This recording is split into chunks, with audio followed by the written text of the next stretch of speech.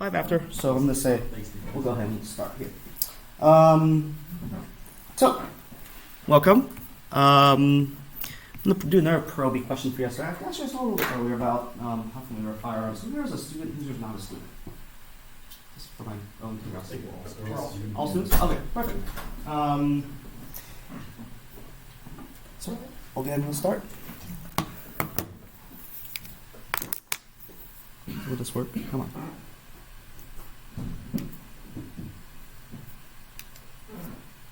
My pointer isn't working. Interesting. There we go. Okay. So, let's start. Come in. So, this is a short seminar on printed guns. My goal is at the end of this presentation, you guys will know what printed guns are. You guys will know the political thoughts surrounding printed guns, some brief insight onto how they're made, as well as a insight into the mindset of the 3D printing gun community. To start off, I know this is a pretty impassioned topic, and I know some folks may dissent with some opinions, and that's okay. I only ask that we remain respectful and composed. Feel free to stop me anytime you have any questions. So, I know I like to ramble stuff, just raise your hand, let me know, ask questions. And of course, if you have a more involved question or a question you don't want to air out to the public, feel free to ask me one-on-one during the break and afterwards. But anytime during the presentation, just raise your hand, pause me, when you're going too fast, when you're going too slow, or we're going to have a question. Cool. So, a little bit about me. My name is Vinh Nguyen. I'm a computer science guy. I am not a mechanical engineer guy, but I somehow found myself in firearms after some coworkers introduced me to 3D printing, and they regret it to this day, and I remind them of that fact. I currently work in defense, and so I carry a lot of experience from safety critical processes and designing with intent and safety in mind, carried into the 3D printing gun community, 3D printing gun space. That's enough about me, though. The agenda today is pretty simple. We'll start off with introducing you guys to 3D printed guns, political thought, technical analysis, and ideology. A brief 10-minute break in between, followed by Q&A. So, what do you guys think about when you think 3D printed guns? That's it.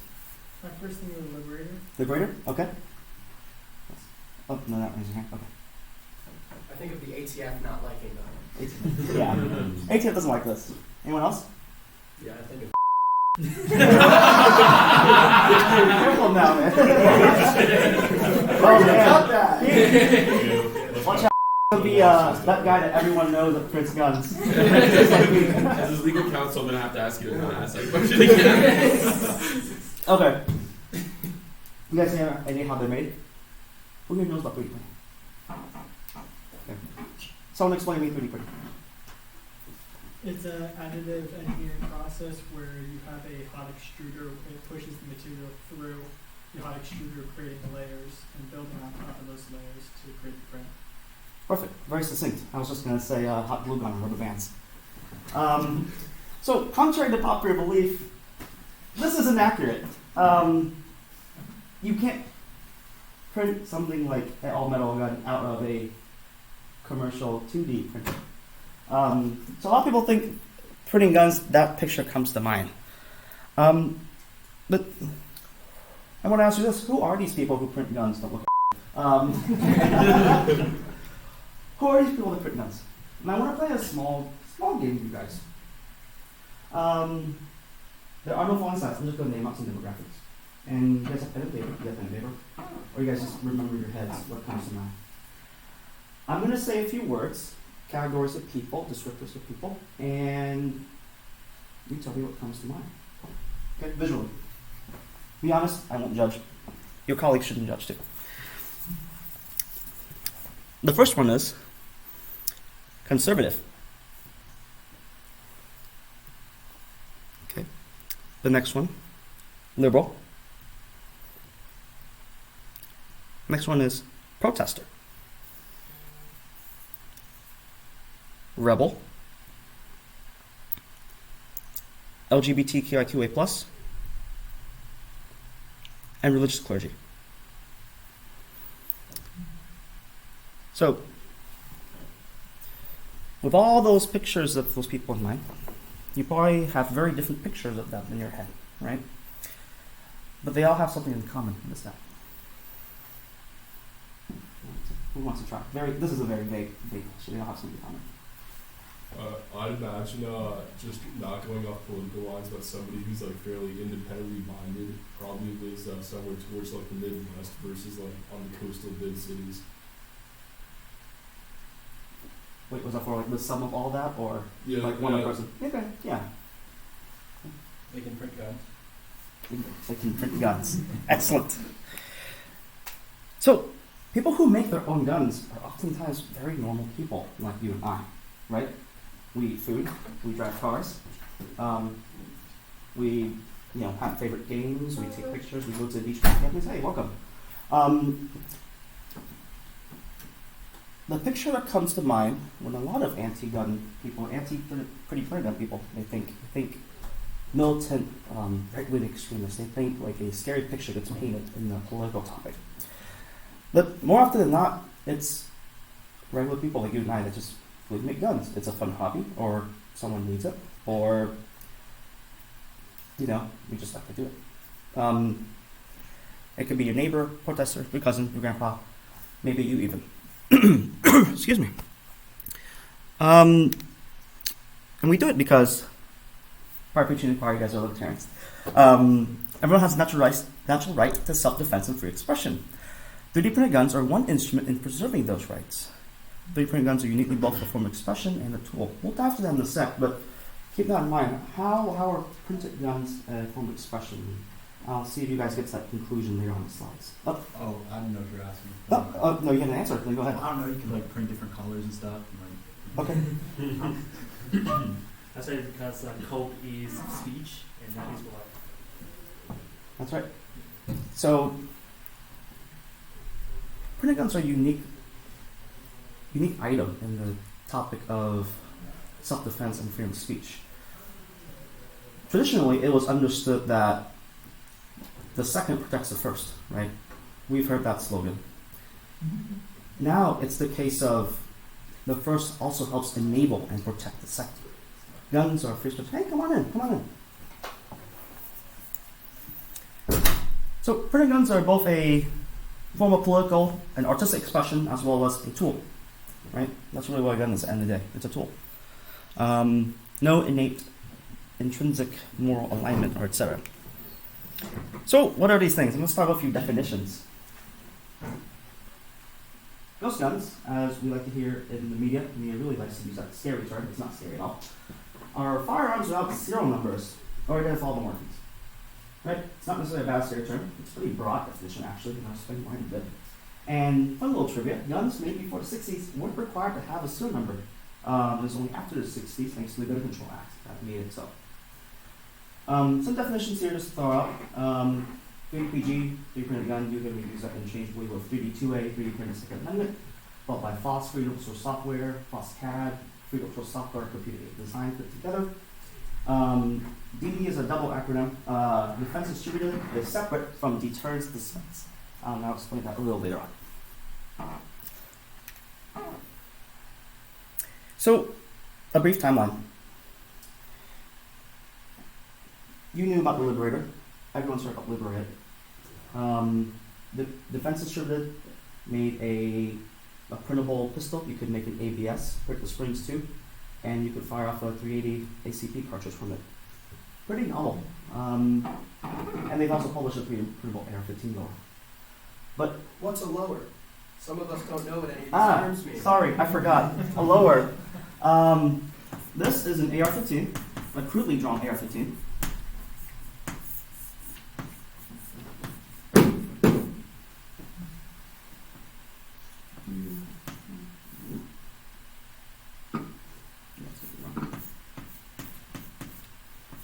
Wow, I actually work on these things. I should be able to draw better.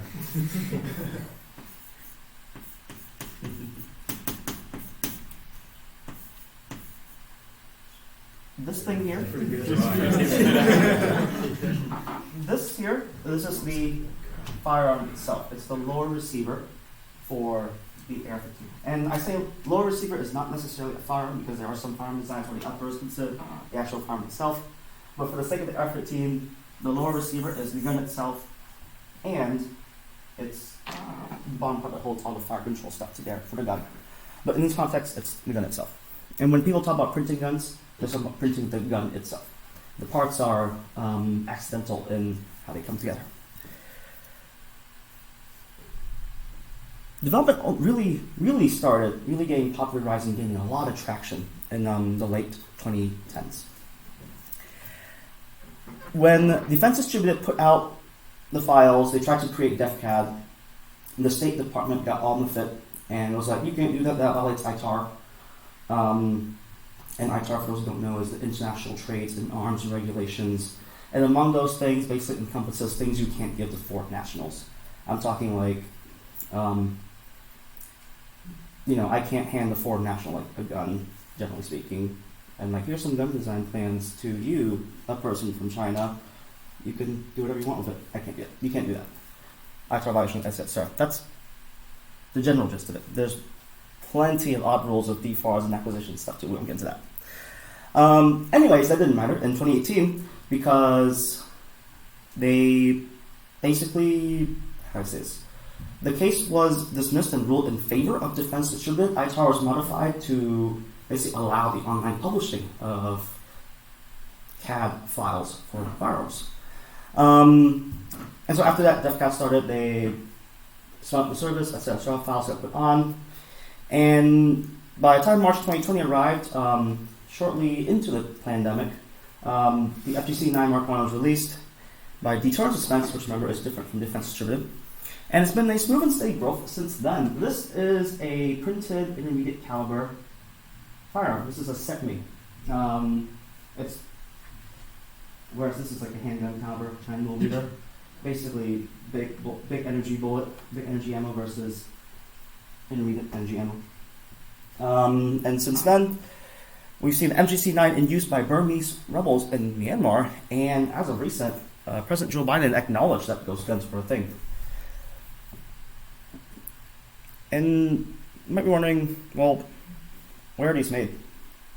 Everyone makes those guns, right? So does it follow that they're made everywhere? Yeah, definitely so. They're made everywhere, from the United States, free states, not free states, Europe, Africa, Middle East, Asia, and Australia. Did I say something funny? Yeah. I'm talking about our friends in Massachusetts and New York. So, I'll sip on my water here. Basically, they make everywhere because it's the internet. You can get files anywhere. You can get parts shipped generally everywhere. But now we want to ask ourselves why we do this. It's to end the monopoly on violence. Where basically, 3D printing guns offer a defense for, hey, come on. Racial minorities, religious minorities, political minorities, gender and sexual minorities, socio-economically disadvantaged, and the most important minority, the individual. You. And me. An individual. In order to do that, hang on, I'll get to that in a sec. The second part of ending the monopoly on violence by arming people who need it is we basically spite gun control.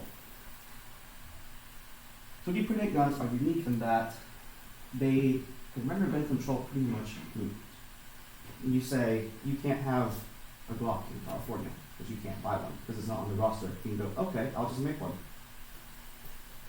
Easy, right? Oh, gun control defeated. Yay, progress. Legislation will pretty much mean nothing since it's pretty much unenforceable, right? And all politicians can really do is just put up security theater.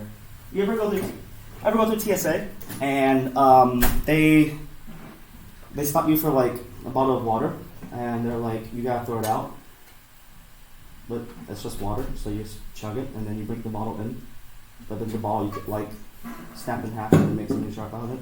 It's all theater, right? So it's a political demonstration with printed guns that the laws really don't matter. They're there to frustrate people. They're there to drive people and dissuade them from doing the things that the state doesn't like having an armed populace. And I have a specific case, it's anecdotal, from a colleague who shared with me about 3D print guns actually helping them. This was a transgender single mother living in Section 8 housing looking for protection, and actually lived in a pretty unsafe area. Section 8 housing could be kind of rough, right? But she had access to a 3D printer, and she was able to discreetly arm herself with a printed high point, which we call the low point. I don't know if you guys have high point pistols. For those who aren't aware, in meme culture, a high point pistol is basically this obtuse, egregious looking, unwieldy pistol that is surprisingly works really well and is essentially the most basic pistol you can buy with an MSRP of $100. Parts kits would go for $30. So for $30 and a printer, you can put together a complete gun. That's pretty shocking, right? Something unheard of before 5 years ago. Something unheard of. People would freak out over that. And of course, being Section 8 housing, they like to have a policy where they don't allow people living there to possess firearms, which would be a Second Amendment violation in and of itself. But because these people are in Section 8 housing, they probably don't have resources to litigate. Another why is preserving your human rights. And I mentioned this a little bit prior. You have the right to political expression and assembly, your free speech, right? You have the right to self-defense. You have the right to protect yourself, your family, your property. We touched this a little earlier too. It's no longer the second protects the first in 2020. The first can protect the second too. In localities and regions where the freedom of speech is recognized, printed guns fit the definition of political expression, artistic expression. So that would entail that, yes, printed guns are art and political expression, and therefore owning guns is also free speech. That's at least the thought chain behind it. And something I want to, note too is speech without the power to enact change is simply reduced to sophistry. Sophistry is when people just talk around and around and muse about things like pretentious academics, which we don't like. So, why are ghost guns a political target today? Saturday night specials, cop killer bullets, AKs from China, Glocks, Hollywood name by name guns, Foss 12s, AR-15s, and even Dungeons and Dragons. Why are they targeted? We see a lot of media hysteria over it. It's new, it's scary, no one understands it. You know, who here has seen Die Hard? It's a pretty old movie, it's before our time. I heard. You guys probably remember the quote about the porcelain Glock, right? Not detectable, and a metal detector, even though it has a lot of metal inside it. And of course, everyone in the public speak that up at the time. Bad intent, thanks to malicious extremists co-opting do-it-yourself guns for violent acts. And those guns also are a target because gun control has roots in racism and roots in classism. And I got this quote here from an article from the Orlando Sentinel, maybe a decade or so ago, actually. Parts of the article didn't age well, but this quote did. Modern gun control laws cropped up in the post-Civil War South, where the sale of cheap guns was prohibited, obviously to keep them out of poor blacks and whites. The last thing that the state or an elite or regime wants is a group of people who are upset and the ability to express their upset. Hence why they go and they ban guns. And that's pretty much a summary of why all these other things here that were previously targeted were targeted in the first place. And ghost guns and printed guns are actually pretty ubiquitous. We've seen them a lot in pop culture. Yes, even misconceptions. We've seen them in movies. Cloverfield Paradox, down here. If you haven't seen Cloverfield Paradox, a really weird space movie where they try to restart the sun and then everything goes wrong. And during the conflict, they print a gun and it prints with bullets. And it fires out of the box. Which, as we're going to learn today, is not the case, right? In video games, Watch Dogs 2, they have a box where you can print a whole gun, which is also not the case. And we've seen them in documentaries, we've seen them in TV and movies. This here is from SWAT, I believe it's from season 5, episode 20. where basically the extremists had like a lab where they were printing guns and stuff. Again, media reinforcing a narrative that only extremists have guns. And of course, even mentioned in music, ASAP 12B in New America says, 3D printed pistol, but the bullet's real. Pretty profound. He says it in the first verse too. So, the next slide's going to contain some myths and realities. Who... I can see from this. What are some detractors you guys have had about printed guns? That they just fall apart. Okay, that they fall apart. What else? They are very cheap to make. Cheap to make? That's not a detractor, it's more like a benefit. Okay. They might fall apart, might blow up in your hand. You hear a lot of these crazy scary things, right? Like sneak them by metal detectors in the airport and stuff. Yeah, undetectable metal detectors. Okay, we heard that too. So, a lot of these myths and misconceptions don't really hold in the water. They stem from public misunderstanding, which is okay. We're here to inform and educate you on the topic. These are common rhetorics that I hear about against printed guns, and there's two sides to this. First one usually blow up in your hand, good for only a few shots.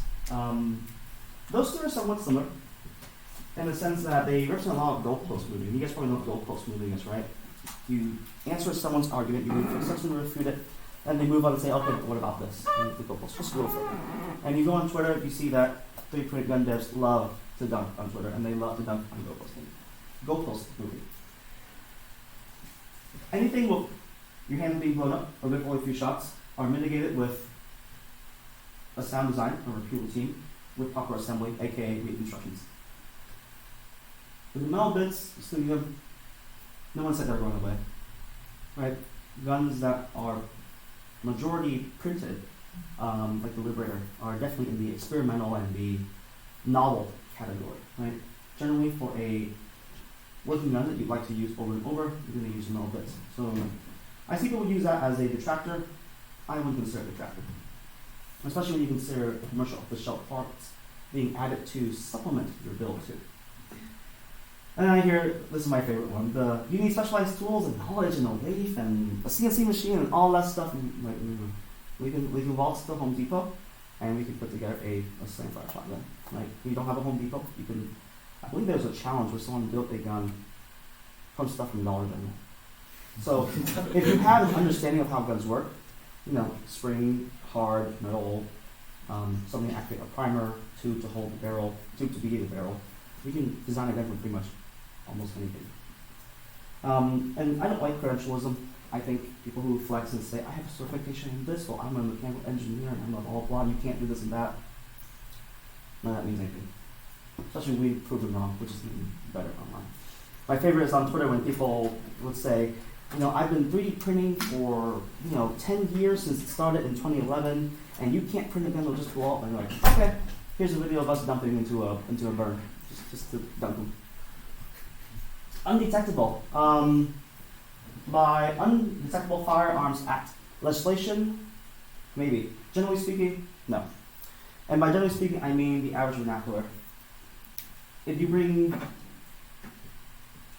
any gun-shaped object into the airport security with those new machines from, UTI or Raytheon, they will see a picture, a shape resembling a gun when you pass through security. So don't do that. Don't bring it up to security. It can be found. But the UFA has very particular definitions that have gotta look like a gun, look like a handgun, have some metal, etc. So by that particular definition, maybe, but generally speaking, yes, those guns are detectable. They're not necessarily undetectable. Next is 3D blueprints are illegal for guns. They'll ban and regulate printers. To that, we all say good luck. Printers are open source. There's no way for banning them. There's no way you're regulating them. We'll just go put our hot glue guns and other rubber bands and make our own drivers for it. It's already open source. It's already out there. It's basically unstoppable. The next one's funny too. You see, it's post-process the guns. Correct. Nothing comes off the bed ready to go. So I don't see why that is a detractor, people say. And a lot of people also ask, well, why build when you can buy? Come in. Yeah. People say, why build when you can buy? Why buy? Building's fun. You can just experience. It's your choice if you want to build a gun. Maybe you want to learn how guns work, how they come together. So, you know, go ahead and build. It's only a valid reason. You don't need a reason to not build a gun. And next one here is two of my favorites too. This is what the NRA wants. I really wish that the NRA was half or like even like a sliver of the political might that people think they have. And 3D printing is decentralized at its nature, at its core. There's no NRA involvement. I assure you. You ask any 3D printer, they hate the NRA. I hate the NRA. You see the ammo. So there's 2 information volumes that have been published called "But What About Ammo: How to Create Ammo from Deactivate Ones in Europe," and "How to Cast and Make Bullets" by Cato, who's also another 3D printed CAD engineer in the space. Okay, so that was the first topic. Any questions so far before I move to the next one for challenging political thought or printed guns? Let's see, what time is it? I'm halfway through. Yes, question. Yeah, then outside of the infeasibility of, making it illegal technically or like in the letter of the law, and that not like stopping the signal, is it currently illegal to use 3D printers to do this? It's just unenforceable, or is it currently not even illegal? Federally speaking, generally speaking, it's not illegal to make your own gun. Obviously, disclaimer, I'm not aware. It is not illegal to make your own gun at federal level. Right? Now, some states, like California, demand that you request a serial number and send pictures of it afterwards, after you build it, once you get permission to build it. So in California, if you print a gun, you didn't ask permission, it's illegal. Right? And a quote I want you guys to think about too while we're going through these slides and how printed guns are basically subverting anti-gun legislation. I'll write down a little quote here. Free men don't ask. And you'll hear this quote a lot. Obviously, very slogan, very nice slogan. There's a lot of nuance to it. But keep that quote in mind when you think about the attitude that a lot of these gun engineers and people who make their own guns carry with them. It's most likely a way of life for a lot of people. Okay. Challenging political thought with printed guns. Any other questions before we move on? All right. And my Zoom is about to run out of time because I'm poor and don't have paid Zoom. So let me make sure this thing is out of the way. Everyone wants printed guns. From neocons to neolibs, authoritarians, libertarians, anarchists, socialists, even communists, and yes, even the grabbers, they want yours. Right? And I say this, everyone wants printed guns because printed guns have a very wide appeal to a lot of people. I didn't realize it until, I was into the movement for a little bit. There were a lot of what I would generally consider left-leaning people adopting printed guns. And I thought, well, this is strange. I thought, people who lean left really don't like gun ownership. Well, as it turns out, they do. So that was a interesting, little group to explore and just hear their perspectives and stuff. They call themselves,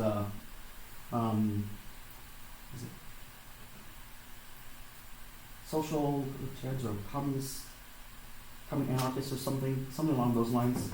But the point is, people you don't expect to have printed guns or like them, they kind of want them. They like them too.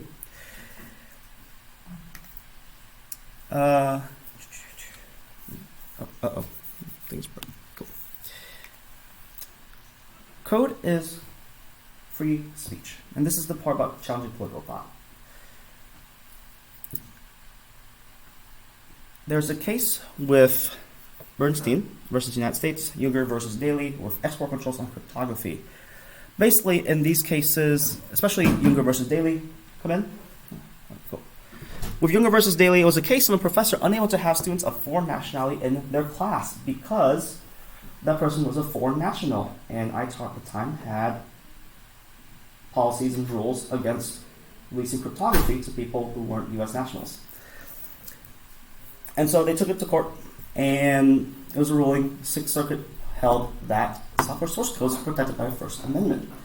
The defense student comes along and essentially reinforces that.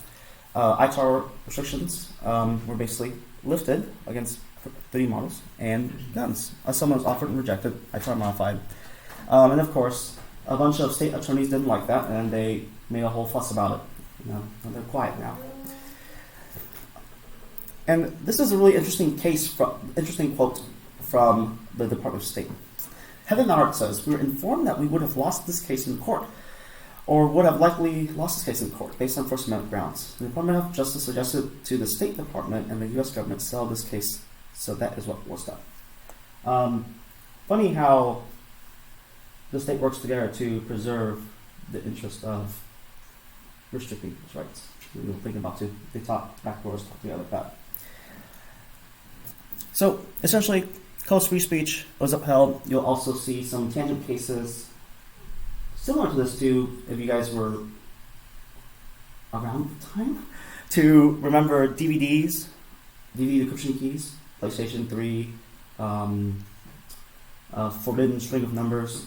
Those were also pretty tangent cases on code of free speech. Imagine if we made a certain string of numbers illegal to have. What ramifications would that be, right? But printed guns, we're here to basically challenge and ultimately end gun control. Printed guns are immutable, they're accessible, and like I mentioned earlier, I'm probably sounding broke this time, they are political and artistic commentary and an expression. And by immutable, you guys have probably heard all the time people say on social media, don't post anything that you don't want there forever, right? Same thing with gun files. It's out there, it's there forever, good luck taking it down. It's shared and reshared infinitely. It's accessible. Files, parts, and tooling are freely available to varying degrees across various regions. The files you can download from anywhere, obviously. Some parts are a little difficult to source in certain regions, but most of it, it's designed so that you can get it in most instances. And with political content expression, obviously you have the right to free speech, so talk all you want, talk about what you want. And another quote to keep in mind too, you can't stop the signal. A certain someone here really wants to say that, as I've been told. And it's very encompassing of the attitude in the 3D community. We're here to do what we want, and you can't stop us. Right? So there's a few tools that help 3D printed guns accomplish this mission of theirs. Anonymity. Anyone can make a gun. Privacy. No one has to know that a gun is made. The use of resilient technology, whether it's self-hosted or federated, like Odyssey, the blockchain, self-hosting GitLab, etc., Matrix. Those help create a lot of the glue that ties community together, especially when we've been deplatformed off of mainstream sites like Instagram, Discord, Reddit, etc. The fourth tool is legal protections and political expression, the memes, the files, the music. Here's a this boy question. Yeah, can you explain a little bit what Odyssey is and why is it so popular with the 3D printed gun community people? Odyssey. So, that is a good point. Odyssey is basically a blockchain and this is a crudely drawn database or blockchain. The people can input files with it. They can do music, input guns, they can put archives, text. They put whatever they want inside.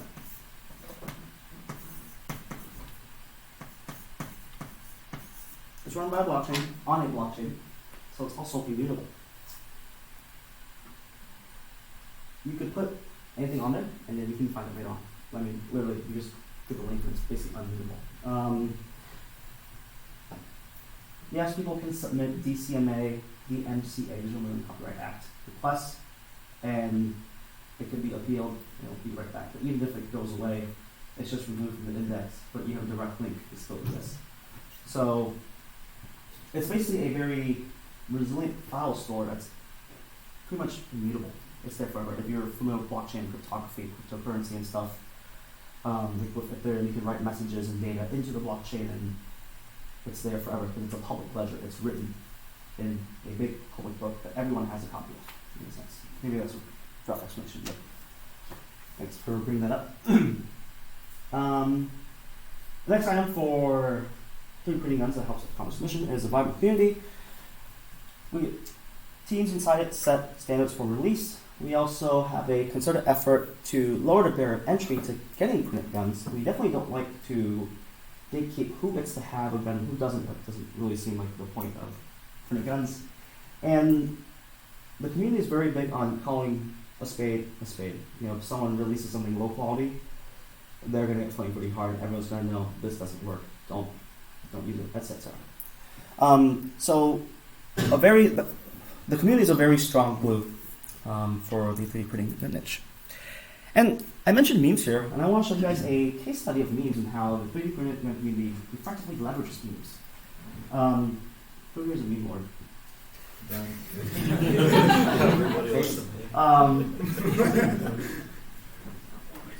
Memes, as we understand, are very effective in sharing a quick message, right? Memes are not effective in sharing ultra nuanced, like academic sophistry, right? A meme is a meme. Everyone understands what a T-pose is. Everyone understands what a dab is, right? Yes, I know those are old now. I'm old. Stale. Stale. So yeah, I miss deep fried memes. You guys are too young for that too. Oh man. But memes are a great way to get the message across. And what message is so important that we want to be effectively shared and effectively propagated, and with a wide reach? That topic is printed guns. Okay, come on. A case study uses means. Spreading the signal is what the community calls it. Right? Branding and messaging is flexible to appeal to all demographics. Remember when I said that earlier, and I said a lot of political groups, a lot of people of different diversities and backgrounds think guns? That's the point that these games are making here. They leverage pop culture references too. These four in particular are an example of the appeal to less commonly thought of demographics people think about print guns. Right? And these memes are credit to Easy C, a colleague who sent these to me, and I thought these were excellent in demonstrating the broad reach of print guns. Right. And you'll probably see some other memes like this. The community leverages existing templates, like pondering the orb. The hi, my name is Jason, and your brain is a block of cheese. And you see there's a block of cheese in my head, except it's the guide.controlq.com. And note too, the guide.controlq.com. That is, I would say, a popular saying, almost akin to spreading the signal. You can't stop the signal. Where through repetition, people recognize it as a resource. The guide.controlq.com is an excellent source where you go and you learn how to buy a printer, how to slice, etc., what are your parts, and whatnot. And of course, everyone remembers you wouldn't steal a car, you wouldn't download a car. FBI propaganda ads from the early 2000s about piracy and whatnot. And memes, like I said, memes are an effective way to, spread the message. They have wide appeal, they're easily recognizable, they're a popular format. They even branched into surrealist categories of memes too, like this one on the bottom left. 3D printed devs, when they have a printed idea they can't execute. QR codes too are a popular thing here. There are these things called slaps, what the car culture calls them, like little slaps where you can go around and put them on like lamp poles and public areas. And basically it's a QR code you just slap on there, and anyone who's curious will scan the QR code and see what it's all about. So, memes are cool, memes are fun, they're a great way to share a message, and the printing gun community really makes heavy usage of memes just because of their broad appeal, and because printing guns themselves do have broad appeal and applicability to all sorts of groups that would need printed guns. Excuse me. Adversaries. No movement is complete without adversaries. Right? Libertarians, we have statists and authoritarians that we would consider ideological adversaries. Right? Same thing with printed guns. Instead of printed guns, we have an unholy trinity of activists and special interest groups, big tech, yes, I know it's a belabored boomer term, and state actors. These people have a specialized interest in disarming the populace using force and political influence. Here's a case study that has happened not too long ago. Keybase, and this is actually a tragedy in itself, Keybase was a privacy-focused centralized chat service that made verifying who you're talking to very easy and made encryption, privacy, very accessible and easy. The Trace reported in July 2019 that Deterrence Defense moved to Keybase after the defensive subreddit was nuked. And Keybase basically held the ground. They're like, yeah, okay, so what? Or, and then, as it turns out, whoa, if you have a spy and you hold your position, the activist groups can't really do much when it comes to big tech, right? Unfortunately, Keybase was acquired by Zoom in 2020, and all development and blog updates effectively ceased. And the app has been left to languish and perish since then. It's really depressing because it was a really nice app to use. Then finally, and we knew when Keybase bought Zoom, it was an omen. In December 2020, the omen came true. Their acceptable use policy was updated to no longer allow printed gun discussions. They specifically mentioned that in their acceptable use policy. And so we were kicked off. Pretty depressing. That's an example of big tech getting together with, activist groups getting together to basically convince big tech to kick off, fringe communities like printed guns, right? Small, niche-focused groups that they just happen to not like. Next is a case study on ATF attack on parts vendors. And it's basically, the summary of this slide is that the ATF has a very, they like to overstep their bounds of executive power. Oh, excuse me. And they like to exercise on the extrajudicial, bureaucratic muscle that they think they have, doing crazy things like reinterpreting existing laws that are already written in law, clearly defining what something is, and basically using this unchecked executive power to do things like raid companies, seize a website, bring charges against someone who puts a picture of a part on a piece of metal and then says it's a machine gun, or an outline of something on a business card. Obviously, yes. I'm a former employee of 6 Hour. I'm not sure if you're familiar on this, but recently the ATF was trying to get 6 Hour to issue serial numbers on every single part on their firearms. And as an employee, I could admit that would be an absolute terror, trying to verify all of those serial numbers. Yeah, crazy. That's actually really wild. Just stop making guns. It's just so inconvenient because they don't want people to have them in the first place. It's outrageous on how far they're willing to go. So, ATF likes to go back doors and talk, and I guess they try to strong arm companies too to Everything. to basically say, hey, do this so that investigations will not work on our favor and whatnot. The inside of In fact, the barrel part. There's been cases where ATF considers a box of parts equivalent to a gun. CJSD Supply, they're served a cease and desist from the ATF to stop selling parts. They actually just rescinded that C&D today. So congrats to JSD for defeating that. But they still send that letter. They hold the understanding that a box of parts readily assembled into a firearm is still a firearm, which makes no sense. If it is not a firearm, how could it be a firearm, right? So that's an example of their extrajudicial bureaucratic power. And I stopped right on time. It's break time. We got 10 minutes to ask questions, take a break, take a sip of water, go to the restroom, and basically mingle and hang out. All right. So, welcome back. Hope you guys had a relaxing break, and now we're all refreshed. Let's go talk about our technical analysis for guns. And this will cover things like how does a gun get designed to be printed? How is a gun get made? How does it, I guess, manifest in an engineer's head or manifest in reality? So, little quiz. Name the ghost guns. I'll give you 5 seconds. All of them. Okay, all of them? I was gonna say there's the Glock up there, the AR lower.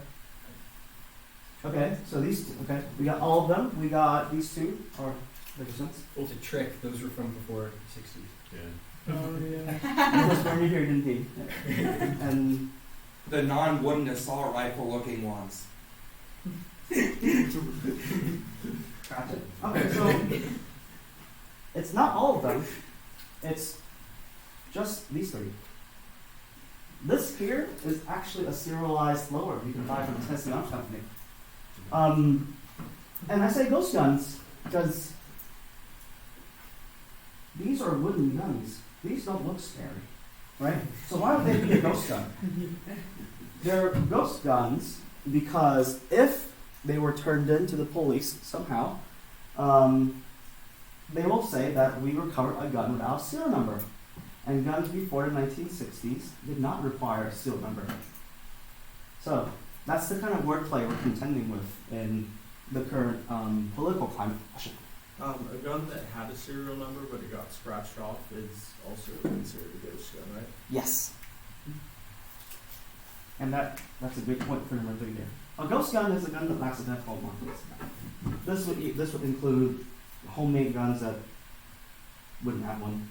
It includes guns that were made before the 1960s, and it includes guns that literally had someone try to scratch out the number. They would count that as a ghost gun just to inflate their metrics.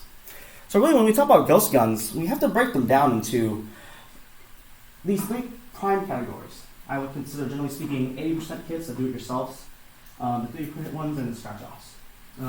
Ideally, if these metrics were broken down like this, we get an accurate picture of the proliferation of ghost guns. But until they do that, this is simply just them inflating the numbers to make a boogeyman out of homemade guns. By the way, that is super illegal. Just a heads up, don't do that. That is like no. So there's 3 types of ghost guns, but there's also different types of printed guns too. You get the primary printed ones, you get your hybrids, and you get your parts kit guns, and they sound very similar, and I'll break them down for you in a second. With primarily printed guns, it's pretty self-explanatory. They're made of simple COTS parts and hardware items. COTS being commercial off-the-shelf, it's a term we use in the defense industry. Generally no COTS firearm parts. And they're probably the least common out there since most people really like to build part kit guns or FGC-9s and such. Primary printed guns include things like the Bolter 50, made by, and I'm not kidding here, his name on the line is Suckboy Tony. He has a homemade, electronically ignited black powder 50 caliber. It is a engineering marvel and curiosity. It's pretty cool. I got to see it fire out. It is sick. And of course, we all recognize the Liberator, defense distributed, and then of course, this is a Songbird, a single-shot pistol with a replaceable barrel you can insert in and out, and has a little barrel liner inside it. Hybrid designs. These are, I would say, a natural evolution after the experimental guns that were, say, primarily printed. This includes Jeff Rodriguez's 12 gauge, the KC-9, and of course the FGC-9 Mark 1 and Mark 2. They're made of primarily printed parts. You can see here of course everything is printed. The things that wouldn't be printed would be like the barrel, which you can make at home with electrochemical machining.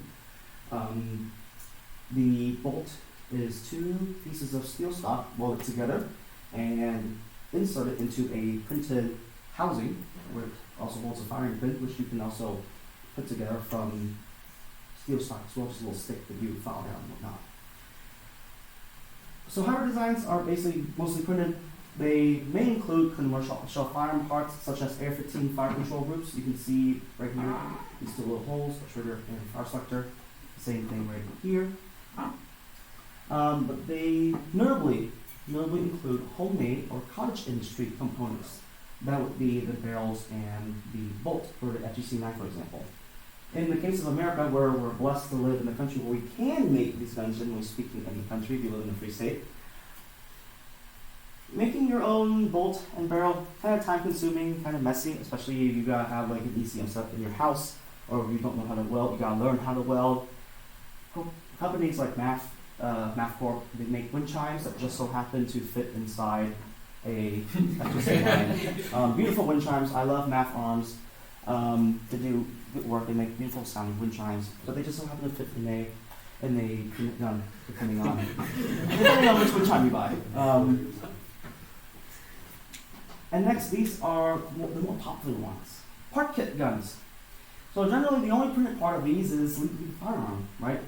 The frames, the receiver, and the printed part is really just that itself. The gun itself is the printed part. Everything else is put together from gun buybacks and from parts kits that you can buy, or individual parts you buy online. And I mentioned buybacks. Part kit guns have actually a very curious thing of how they manifest. Because say you're a police agency, right? You just raided someone and you just took their guns. And you're like, okay, well, we don't need these anymore. We're not going to sell them. So we're just going to destroy them. Well, destroying them is expensive, so we're going to do the government thing and then contract it out. So what this contractor does with these guns that they destroy, if they're smart, they'll take them apart down to the smallest piece. And then they'll throw away the receiver itself, chop that up and say, okay, gun destroyed. And then they go and they sell the rest of the parts off.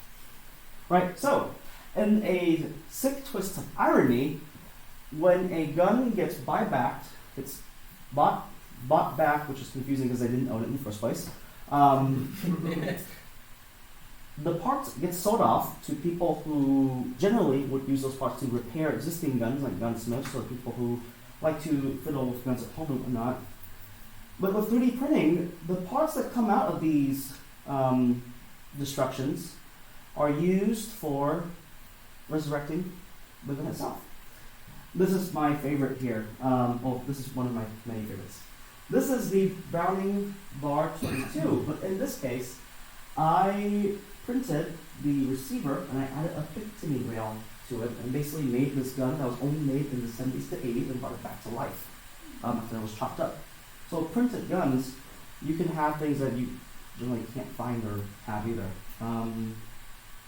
which is really nice. It's how you would say, what is it? The circle of life. Okay. So we've talked about the different types of printed guns. We've talked about the types of ghost guns.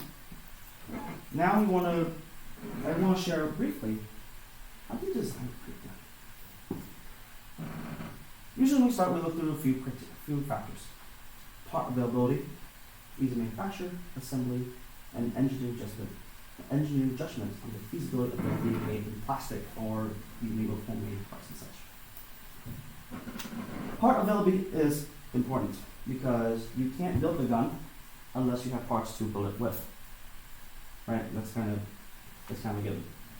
Is it easy to make at home? Can you make this with common power tools found in your common American home? Is it easy to put together, and if not, can it be easily explained how to put together? Of engineering judgment, could I actually make this in plastic? Right.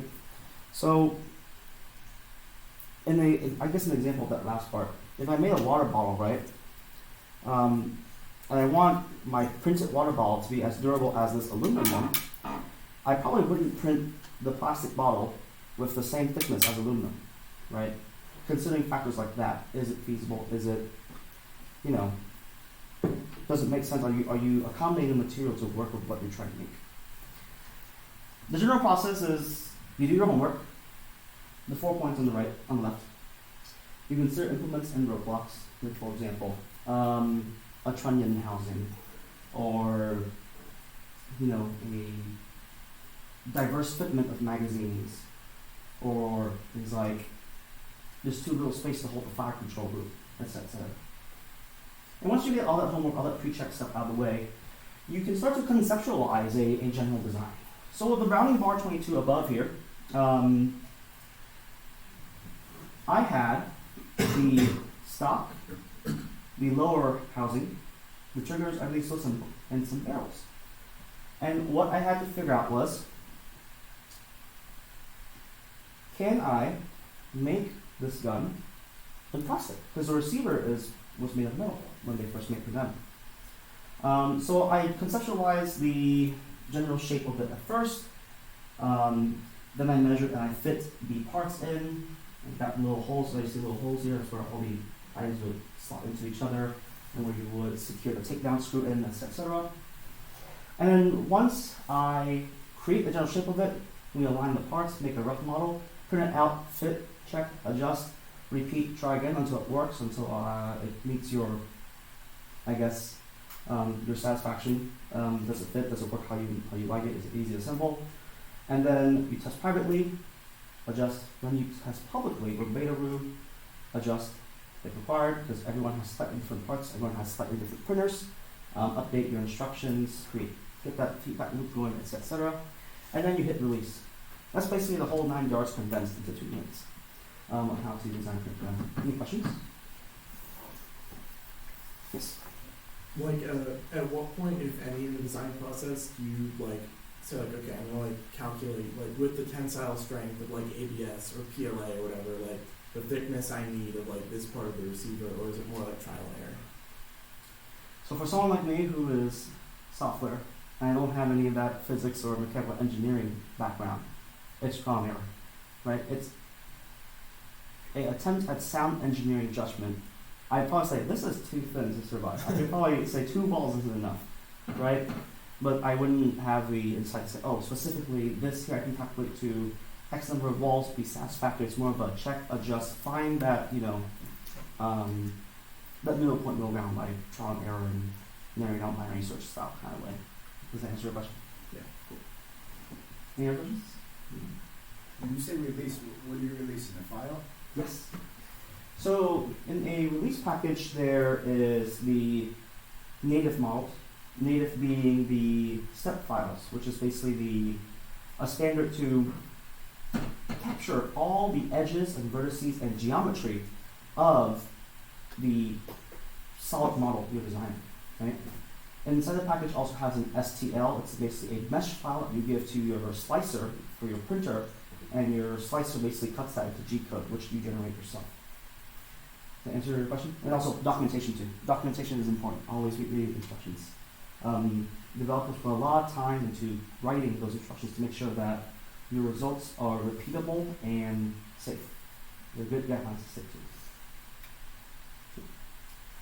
to. So let's look at a case study really quick. This is the FGC 9 Mark 1 and Mark 2. The Mark 2 is pictured here. It's a hybrid gun. It's made of common hardware parts, metric parts, a do-it-yourself barrel using electrochemical machining, and even the fire control group can be printed. In this case, this one is printed. Ordinarily, fire control group parts are machined and usually only sold in markets where guns are accessible. It was also designed to be made anywhere in the world. And because the FGC-9 was designed with the intent to be made anywhere in the world, it has all the instructions for how to weld, how to source the various springs, especially for the fire control group, how to put together ammo, etc. The release package is targeted to fit this goal. Designed to make anywhere in the world. You can make it in Europe, you can make it in Asia. There is a documentary by Jake Hanrahan. You guys heard of Popular Front. He has a documentary called Plastic Defense where he talks to Jay Stark, who's now deceased, all about why he made the printed gun and how he made it too. And of course, a comprehensive release package includes instructions to build, weld, rifle barrel, etc. Everything you need to do, the whole 9 yards, start to finish, how to make this particular gun. And it's come in handy for people actually. FGC-9 is in use by the Burmese rebels in Myanmar against their military coup. So that's a real case of printed guns going in the hands of people who need it. Questions? Questions for? Cool. So, a summary for this slide too. This is innovation in an industry that's generally stagnated and languished off contracts. When you think about guns, they've generally been the same for quite a while, right? Anyone here know what striker fire guns are versus hammer fire? Okay, so striker fire guns are generally the same, right? You pull the trigger, a bar goes back a little bit, it lets go of the striker comes forward with spring, then goes back. Right? Those are your Glocks, your Swift Wesson MMPs. And that design has been around, and many guns have been made around it for quite a while. It's generally the same. We haven't seen a lot of, how to say, new in the novel sense of design guns in recent times. It's mostly your same AR platforms, your same shotguns, your same pistols. Crazy innovations like the Lago Alien would be like. No, I'm just gonna look at what that is. Oh yeah, the Lago Alien. Yeah. It's like 7,000.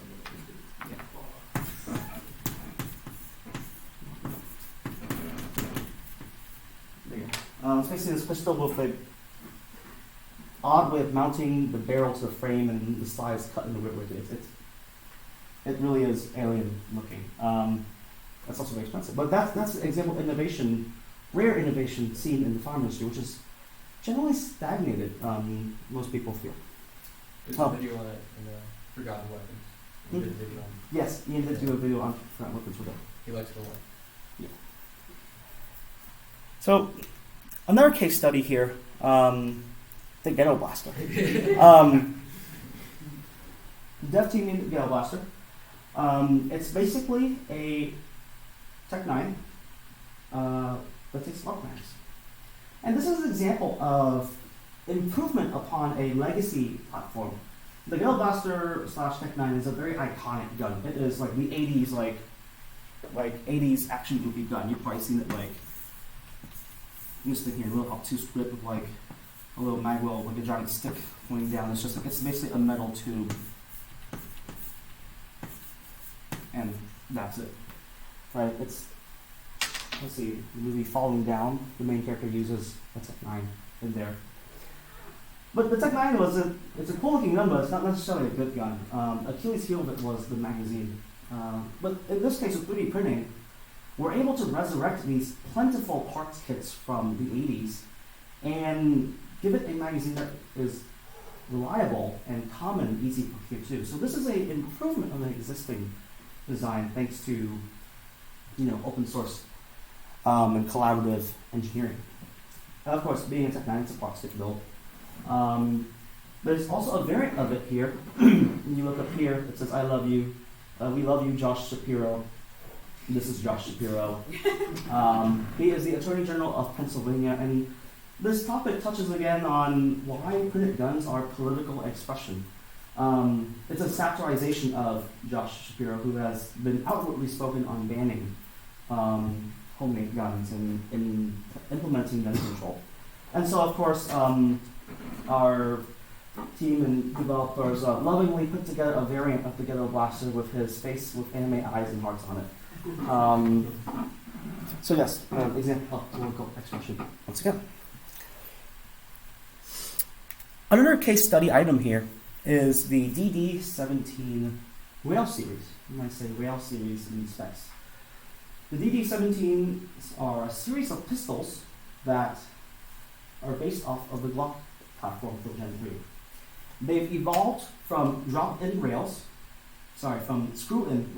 to drop-in rails to eventually maturing to accommodate Gen 4 and Gen 5 parts kits, which are becoming more and more plentiful. This is a great example of iterative design incorporating prior feedback. The feedback for the screw-in rails is that they're screw-in and very tiny margins appear for screwing in, so the the threading would occasionally split the holes where the framework was layer line, so then the rails would no longer hold, right? That was revised into having a drop-in rails where it's like a more of a U shape to hold the slide onto the frame. And it's just an example of creating a common standard, a common specification that could be made by anyone at home, right? Or you just go machine shop and say, can you make these parts for me? And you have something you can drop in and it'll be, I guess, universal in a sense. It's a specification is defined to be compatible across different models. And being open source, the frames are released so that people can customize them, do whatever they want, and essentially customize how they need. Questions so far?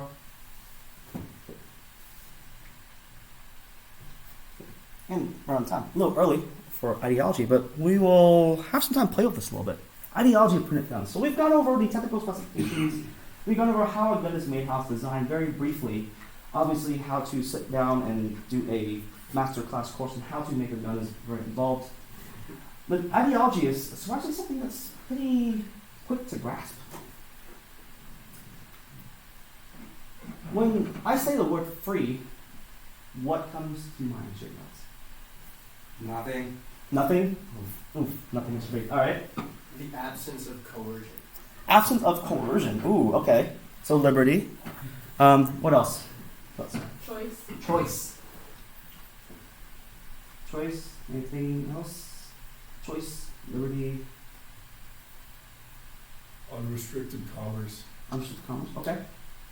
So freedom, right? We're going to agree that. When you say free, you think freedom. Okay, of course, you guys are libertarians. What am I talking about?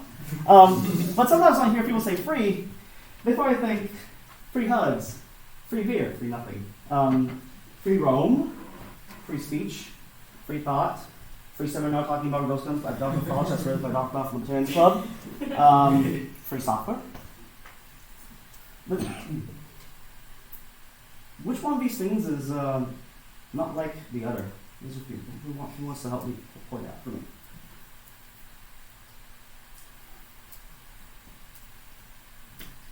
Free software. I'm gonna go That's a with beer good because idea. there's a picture of beer on the side. Here? Okay. So a few of these items here are free in terms of freebie, and some of these items are free in terms of liberty, libre. And I say that because we have to scale back a little bit, bigger picture. We want to understand the culture in the community. We hear about free software a lot. Right? We think free software, oh hey, here you go, download it and use it, right? But what is free software? A lot of the products released in the 3D printing gun community would be considered free software. Free software is succinctly explained in midway through this paragraph. The users have the freedom to run, copy, distribute, study, change, and improve the software, and it's free as in free speech, not as in free beer. And that they always have the freedom to copy and change the software how they wish. So free software is in terms of you can do whatever you want with it, right? You can modify it, you can improve it, you can customize it however you want. And with printed guns, this is a big part of our community. Whenever someone releases a file, not only is the mesh, which you would consider the finished product made,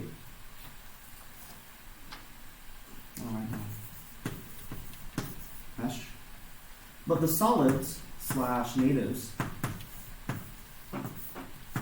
are created as well, are packaged as well, in addition to documentation. The mesh is considered like a finished painting, right? If you ever, I don't know if you have any guys are artists and you work in like Illustrator or Photoshop, right? When you export a file, the completed product, it's a single layer, you can't really modify it easily. With something like a solid, it's more akin to you having the original PSD file where you can change and turn layers on and off. Come on.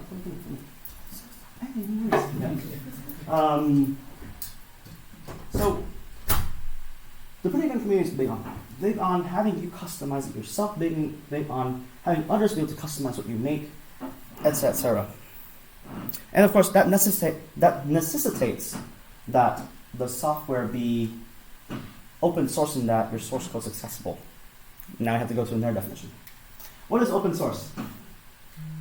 Open source doesn't just mean access to source code. I got it from the Open Source Institute, the OSI. It basically means to be open source according to their definition. Free distribution, access to source code, derived works, etc. No discrimination against sources and groups. Obviously, a few of these things are very important to the foster community, where we want everyone to have guns. We want to be able to modify and enhance what has been released as well, and we want to be able to share without having to worry about, how I say, future restrictions and licensing and such. So there is a difference between free software and open source software. And very quickly, the Free Software Foundation's definition is that it's against the proprietary nature of software. They don't want people to be locked in, right? When you think proprietary software, you think something horrible like Oracle, or you think about something like Microsoft Cal licenses, right? If you've ever worked in IT, I saw you grown right there. Microsoft licensing is its own trade field akin to being a tax account. It's literally that convoluted. So the Free Software Foundation basically stands against that. They say that's not cool. Proprietary sucks. People can't do anything. You want people to have the liberty to enhance and own the software you're using. The Open Source Institute, however, their definition is more geared for collaboration as a business model, right? With open source software on sites like GitHub and such, you have the ability to contribute changes that you saw, changes that you've seen that would help you and possibly help others down the line. Say you have a particular use case, right? And you read through the source code for this software that you download online. You say, hey, maybe I can tweak this code to, accommodate my particular use case. And I'll just submit it back onto the repo for a particular piece of software, and it will be incorporated in if approved. So of course, there's also that model of quality too, of checks and peer reviews. Make sure quality software is released and basically guarantee as much as possible. So generally speaking, free software fits the open source definition, but not all open source software is necessarily free. Right? And I say free in terms of liberty. Questions so far? I know it's a lot of information dumped. Yes. Isn't free really whatever you can pirate? So that's free as in gratis, right? And FSF makes a difference too. It's also not free as in gratis because you're arguably stealing it. If you pirate. But that's more free in terms of you acquire something tangible for free. It's free as in free beer, right? Whereas free in this definition is free as in liberty. You have the freedom to modify the software, the freedom to inspect it and study and modify it however it fits your needs. For example, if you pirated Grand Theft Auto 5 off of Pirate Bay, you probably don't have access to its source code, right? It's really difficult to add mods to it and customize it how you like for your gaming experience, right? That's one of the analogy that I would use for your question. So, it's a misunderstanding as a matter of linguistics. Many people assume free software versus software that can be obtained at zero cost. Because they hear free, and free probably means free beer, freebies, free stickers. Whereas free in this sense really means free as in libre for free software, liberty versus free as in gratis. And for further reading, I really encourage you guys to, if you have time to read this, DigitalOcean has a great write-up explaining free versus open source software. It essentially boils down to the business model of if everyone's all locked into proprietary software, no one gets anything done. People are locked into that particular vendor. So something open source, you can build a business around supporting that software, releasing it for free, and as you get more, be able to leverage more developers to get in and improve the code and whatnot. And basically, how do I say this? Basically, get wider adoption from something that everyone already understands and contributes to, especially if it's already popular because it's free to implement. But the cost comes into support and finding someone to support. That is, if you don't know how to do it yourself. So 3D printing, guns, and free software. Ideologically, they're similar in a liberty approach to consumption modification. And they even share the common stumbles in terms of user understanding of free. And similar to open source, not all 3D printing projects are compliant, maybe compliant with the free or open source definition, but they do retain the spirit of such. Like I said, I came from software, but a lot of impact devs don't come from software. They come from mechanical engineering. Some don't even come from a field that knows what open source, free open source software is. So the spirit of sharing, share alike, being able to customize, make how you want is there, even if it may not be compliant in terms of a particular definition by inserting the license file as it is, right? 3D printing falls along common, like I said, cultural sharing, quality review standards, generally low to no cost to access the files. And in the community, people generally like to support developers for their work. You know, free software, you have the option to chip in to the developer and say, hey, I liked your software, here's like a small tip, etc. Open source is encouraged. You know, but they differ in that, I was pointing that, yeah. They differ in sometimes that 3D printing community generally misunderstands free as in freebie or gratis. And that's, again, because of the context that most people come in from. Not everyone's a software developer. Not everyone works in open source software and whatnot. So the main tenets of 3D printing guns. Now we're getting to more central ideology here. With 3D printing guns, we want files to be accessible, to be anonymous, and customizable. In addition, we also want them to be cost-effective and replaceable. By accessible, when I mentioned Odyssey earlier, that's free. Generally speaking, most files are free. You can download it for low to no cost. Say there's like a paid release, and I don't think there is one paid release out there, but that got leaked pretty quick. And they're hosted on alternate platforms, decentralized platforms too, like Odyssey, for example, right? It's resilient, it's immutable, hard to take down. The next topic is being anonymous. No one has to know that you made a gun. There's no paperwork when you make it on your home question. Yeah, if the ATF raided your house and got a hold of your 3D printer, would they be able to tell that you printed guns on it in the past? Like, is that information in there in some sort of print history, or? Ooh, now that is a curious thought experiment. So certain printers do have a U-Class printed list record, right? If we talk about the Chibi iMate, for example, that printer does say if a print has been completed or attempted.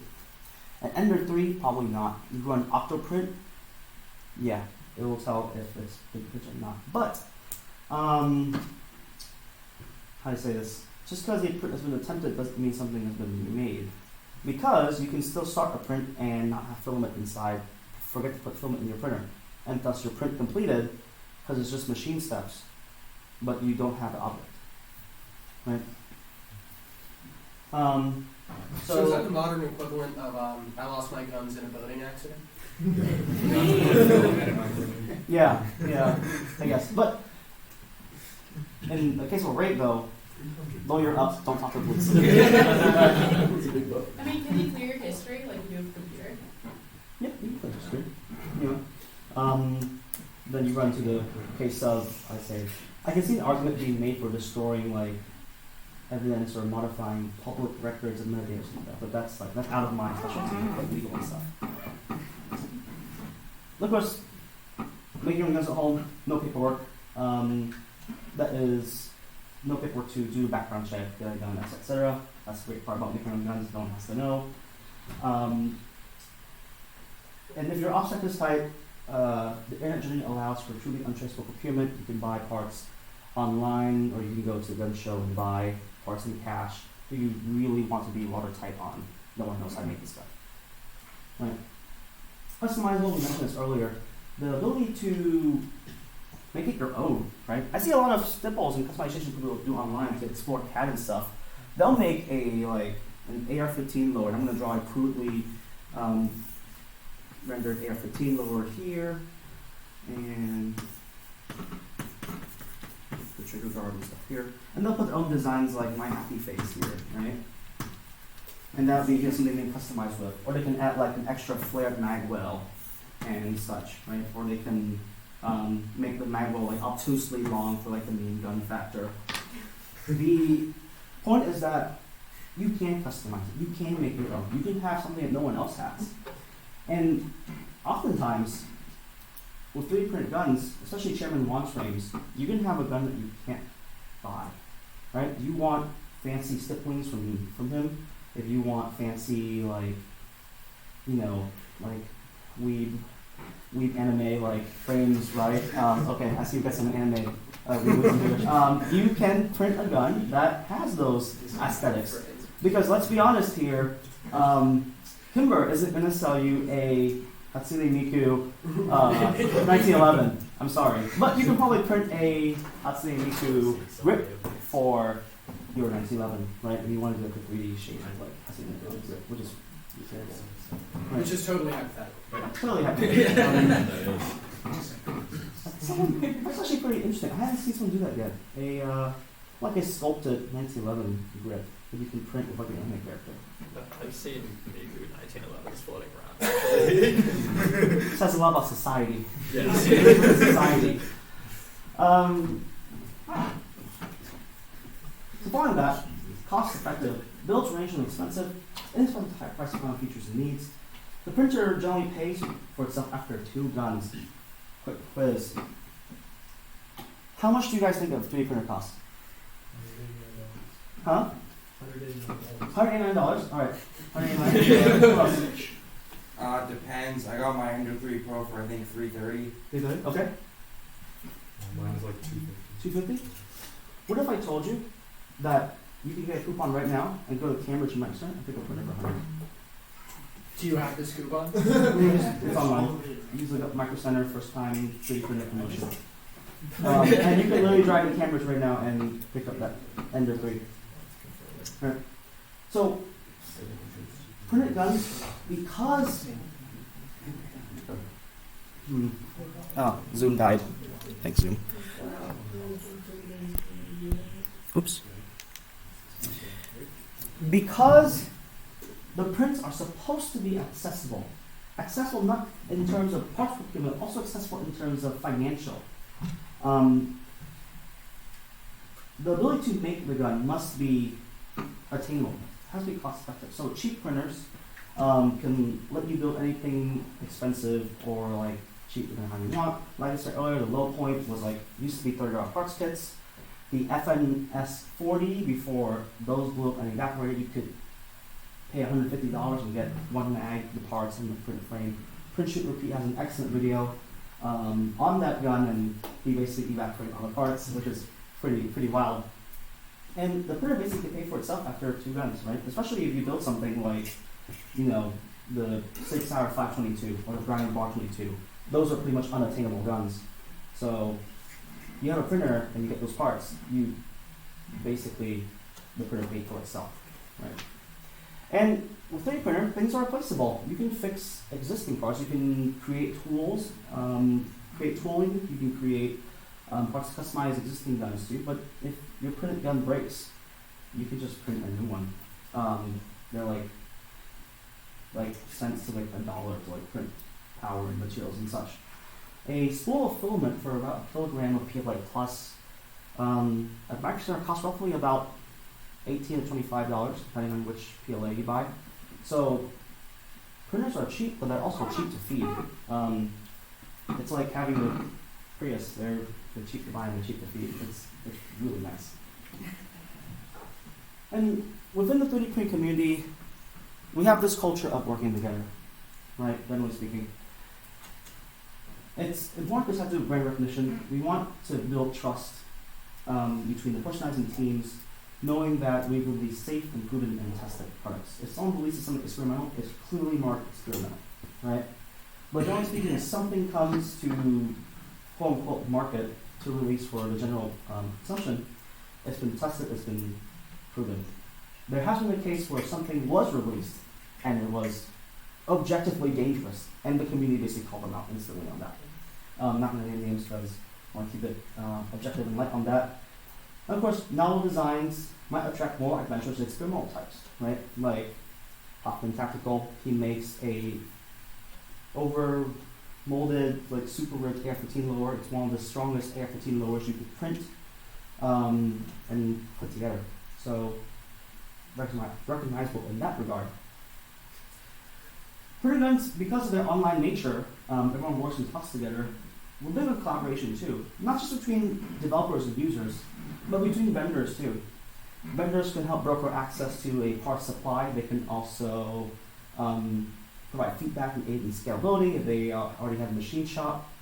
And users are generally welcome to participate in beta tests, where we have little testing rooms where you can come in and try out new designs and stuff, and with the expectation that you get feedback. Never do a hit and run, come and grab the files, print and go. You're invited to a beta room, be there to participate, give feedback, ask questions, etc. And of course, in order to build effective collaboration and safe products and have your brand be recognizable, process control is an important part. I've come from the defense industry where the items I work on can kill people if you neglect to test them, or if you neglect to have sound design things behind them.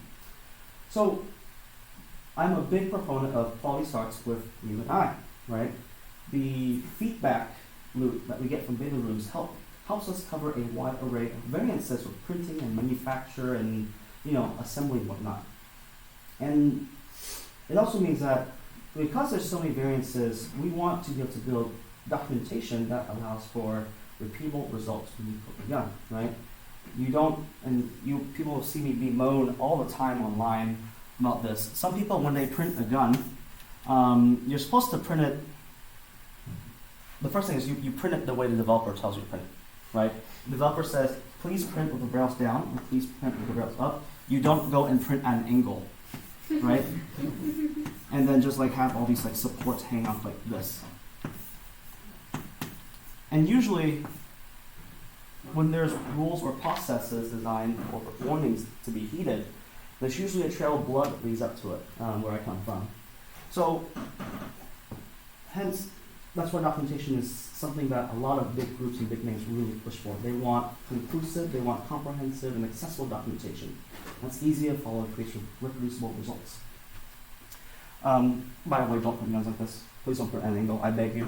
The reason being is that, if you're curious, layer lines go like this. And for a block in particular, like this one, the force on the locking block will cause it to rotate and basically split at the layer line. And then there goes your gun. Does that make sense? See, I see you shocked a little bit. So another big part of printed guns too, and again, we've mentioned this in almost every section of this presentation, anonymity and privacy. It's a big part for us. Some of us choose not to practice it, some of us choose to be in public, but most people choose to keep to themselves, right? And that's cool enough. Some people are more private and reserved. But there's a question of why practice either. Sometimes it's required. Jeff Rodriguez has a great quote here I got on Twitter. For US-based builders and designers, anonymity has largely been a forward-thinking thing. For internationals, it's a necessity from the start. If you're in the workplace and your workplace is generally doesn't like guns, doesn't like gun culture, and they find out that you said some unsavory things online, or you do something they don't like, everyone has heard of getting canceled, right? So sometimes to avoid getting canceled, you gotta be anonymous and private with your life. And when you think about malicious actors like activist groups, big tech or state agencies, huh? I heard that. you basically have to reduce your attack vectors from malicious actors, right? It's basically don't give your enemy ammo, basically, right? So, if a hostile activist group says, oh, we find out, so-and-so works at this place, we're going to call their workplace and go, hey, did you know your employee prints guns? Not great. You might not get fired, but they might have made a hassle in your life, right? If they call in the office, HR will be like, we heard you are doing things that someone called and complained about, what's this about? You have to explain why you made a joke so funny that HR wanted to hear.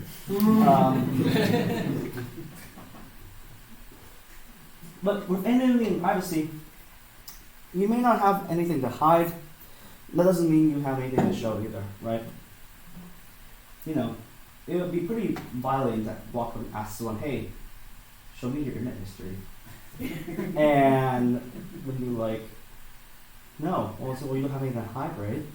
It's like, yeah, doesn't mean you want your history being shared around, or your chat messages, especially you talk to family on private matters, you have to talk to someone other, etc. So the community is ostensibly impassioned about anonymity privacy, and there is a vocal minority coming up that's trying to, encourage people to unmask and discard anonymity privacy compared to retaining the option to be anonymous and private.